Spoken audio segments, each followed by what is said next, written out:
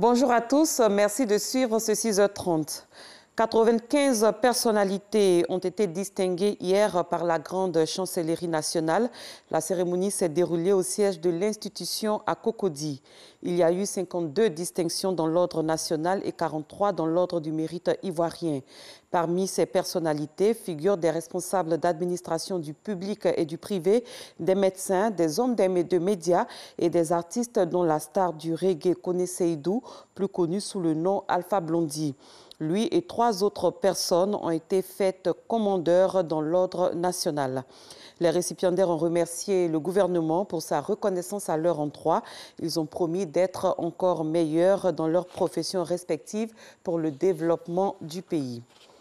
Le ministre du Commerce, de l'Industrie et de la Promotion des PME a effectué hier une visite des zones industrielles de Yopougon et d'Akoupe-Zedji. Des visites pour constater l'état d'avancement des travaux pour la réhabilitation de ces 2 zones.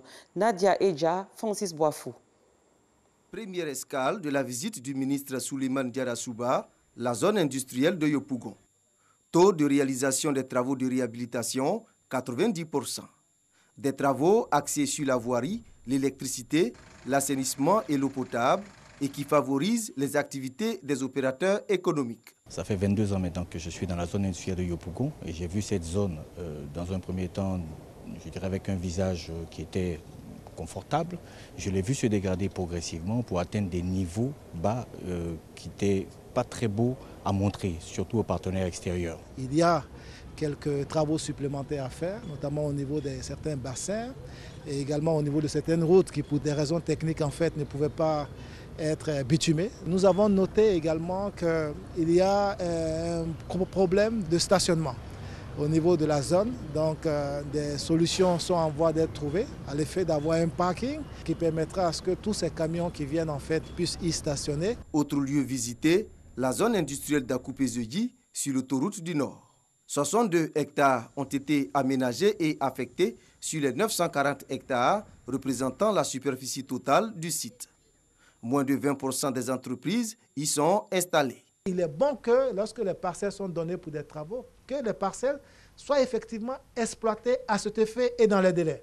Parce que nous avons une forte pression en termes de demande, sinon nous serons amenés souvent à retirer les lots dès lors que les travaux ne sont pas faits comme dit initialement pour pouvoir les attribuer à d'autres opérateurs dont les projets sont matures et qui ont les moyens techniques et financiers de les mettre en œuvre.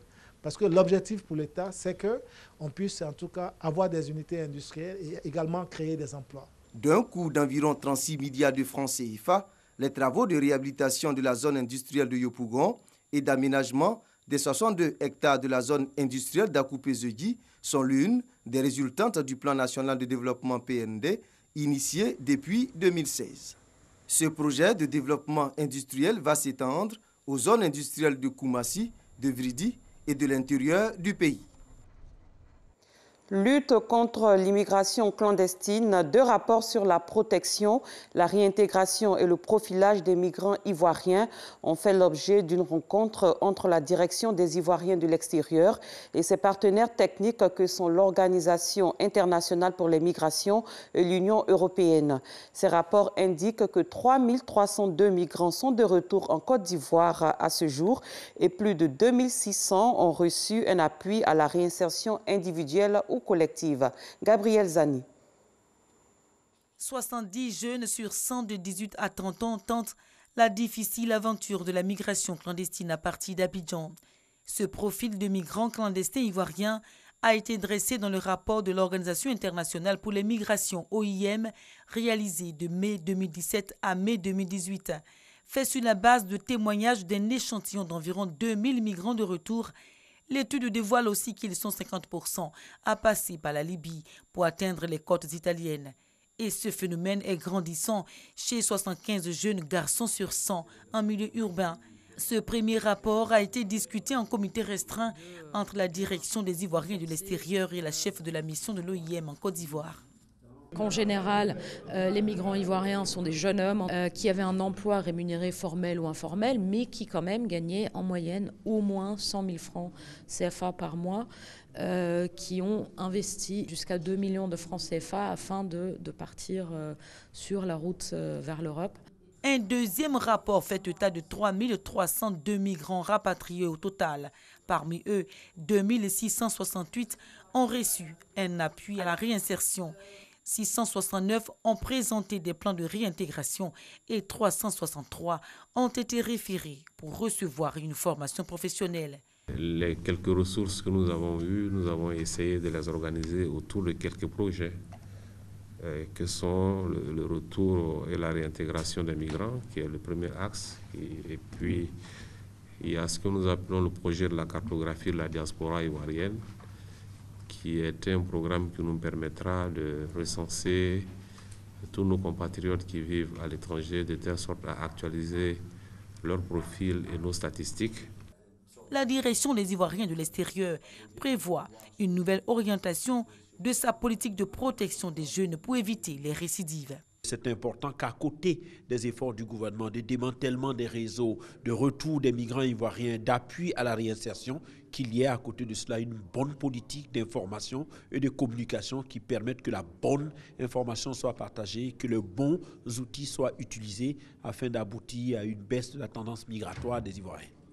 De mai 2017 à juillet 2018, 90 mineurs non accompagnés ont bénéficié du retracement familial, d'un appui à la scolarité et d'une formation, pendant que d'autres migrants vulnérables reçoivent des appuis au logement et des soins de santé pour ceux d'entre eux qui seraient malades à cause des conditions de vie en Libye. Ces assistances aux jeunes migrants ivoiriens s'inscrivent dans le cadre de l'initiative régionale du Fonds fiduciaire de l'Union européenne et de l'OIM qui couvre 14 pays. Ils sont loin de leur pays, la Côte d'Ivoire. Les Ivoiriens vivant au Mali sont de plus en plus nombreux, 8000 selon le dernier recensement. Dans le pays voisin, c'est ensemble qu'ils partagent leur joie et leur peine, une vie de communauté pour mieux s'entraider. C'est la vision de la diaspora ivoirienne au Mali. Grâce à leur organisation AIM, Association des Ivoiriens du Mali, ces Ivoiriens parviennent à relever de grands défis. C'est ce que nous explique Sidonie Davila. Soirée du 7 août, les Ivoiriens de Bamako sont réunis. Les échanges ce soir tournent autour des festivités marquant les 58 ans de l'accession de la Côte d'Ivoire à la souveraineté nationale. Tous les ont suivis sur la RTI. Tout ce que nous avons vu à la télévision nous donne la gaieté au cœur. On est très content de notre pays. On sait qu'on vient de loin et on ira très loin. On sort de l'auberge. On est content de voir la Côte d'Ivoire, on est fiers d'être Ivoirien quand on soit à l'étranger, quand on voit tout ça. L'amnistie de 800 prisonniers, une décision du président Alassane Ouattara, saluée par la diaspora ivoirienne au Mali. Même je remercie beaucoup le président Alassane Ouattara. Vraiment, là, c'est un bon signe pour la réconciliation en Côte d'Ivoire. Et je demanderai aussi à tous mes frères ivoiriens qu'on essaie de prendre cette occasion pour qu'il y ait la paix en Côte d'Ivoire. Franchement, ça fait plaisir au cœur. Et ça, c'est une vraie réconciliation à partir de là. Ce 7 août, les Ivoiriens sont en fête. Le président de l'Association des Ivoiriens au Mali, AIM, donne le ton.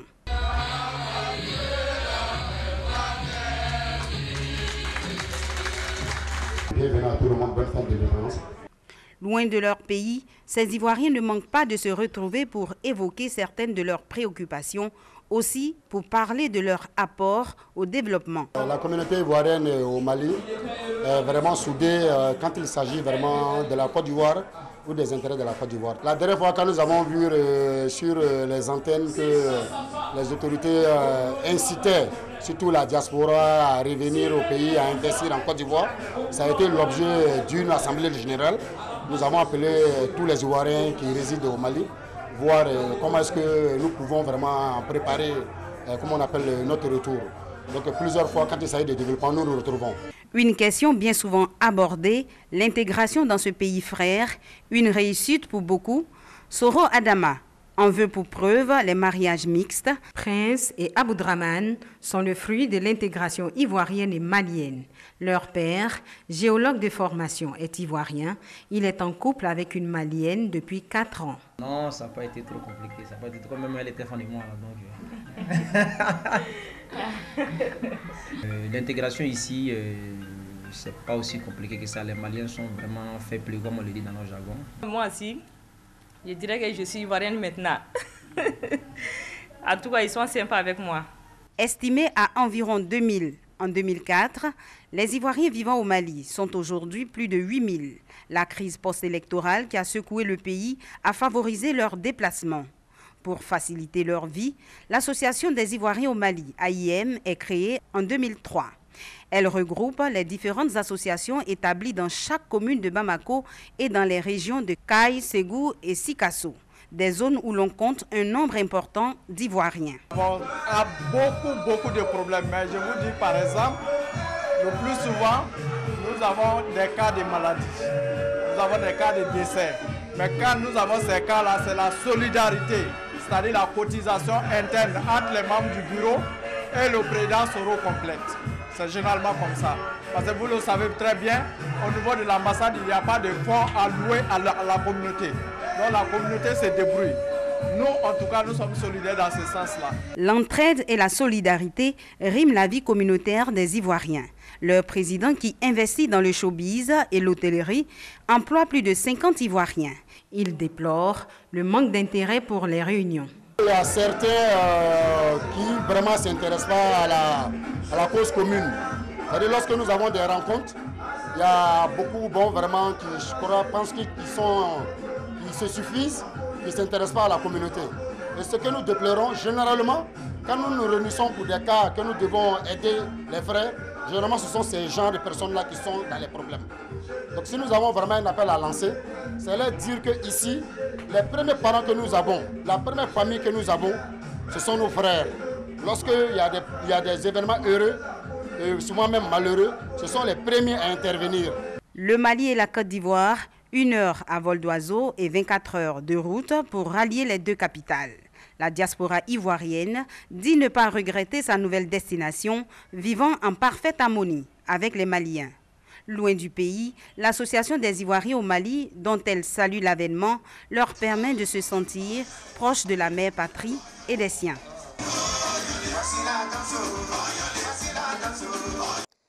Plus loin du Mali, figure de l'opposition zimbabwéenne Tendai Biti, qui avait été expulsé par les autorités zambiennes après une médiatique demande d'asile politique, a finalement bénéficié hier d'une libération sous caution par la justice zimbabwéenne.